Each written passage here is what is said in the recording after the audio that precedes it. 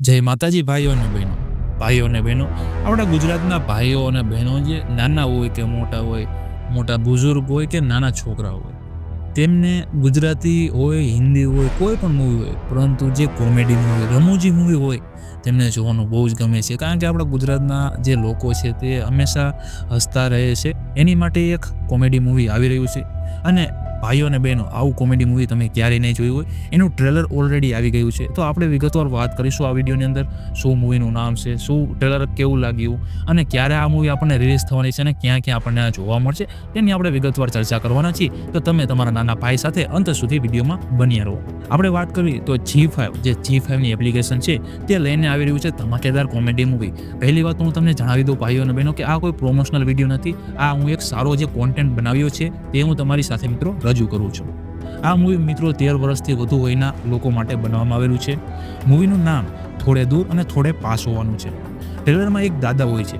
તે દાદા તે પોતાના પરિવારના સદસ્યો સાથે વાતોચીતો કરવા માંગતા હોય છે, કારણ કે તે એકલા હોય છે. તેમનો કોઈ પાર્ટનર હોતું નથી. તેમનું પાર્ટનર હોય છે ઓલરેડી નથી હોતું આ દુનિયામાં, અને તે પોતાનું મન બહેલાવવા અને પોતે થોડા રાજી રહેવા માટે પોતાના ઘરના સદસ્યો સાથે થોડી વાતચીત કરવા માંગે છે, તેથી તેમનું મન ઘરમાં બન્યું રહે.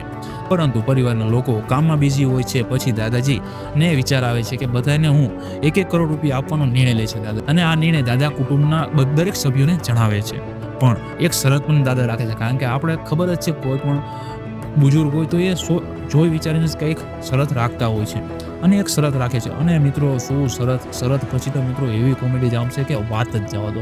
અને મેં ટ્રેલર જોયું. આપણે વાત કરવી, આ મૂવી આપણને પહેલાં તો G5 ઉપર આપણને 7 નવેમ્બરના રોજ ભાઈઓ અને બહેન મળી જવાનું છે. ટ્રેલરની વાત કરીએ તો યાર ટ્રેલર શરૂઆતથી લઈને શું કોમેડીનો એવો ધમાકો હતો ભાઈઓ અને બહેનો, વાત જવા દો કે આવી કોમેડી તો મેં અત્યાર લગીને જેટલા પણ મૂવી જોયા છે, મેં એક પણ મૂવીમાં આવી કોમેડી મેં અત્યાર લગી જોઈ નથી. આ હું દિલથી વાત કરું છું. એવું નથી કે ભાઈ મારે વિડીયો બનાવવો હોય, ભાઈ મારા વ્યૂ આવશે જાજા કે હું ખોટું બોલીશ. ના ભાઈ, હું મને જે લાગે છે એ હું બોલું છું. તમને પણ ખબર છે કે હું અત્યાર લગી કોઈ પણ ખોટું ન બોલું. દર્શક તરીકે જે મને લાગ્યું એ હું તમારી સાથે રજૂ કરું છું ભાઈઓ. તો તમને આ ટ્રેલર ક્યાં જોવા મળશે તો હું તમને જણાવી દઉં કે તમારો યાર નાનો ભાઈ બેઠો હોય ત્યાં લગી તમારે બીજે કંઈ ફાંફા મારવાની જરૂર નથી.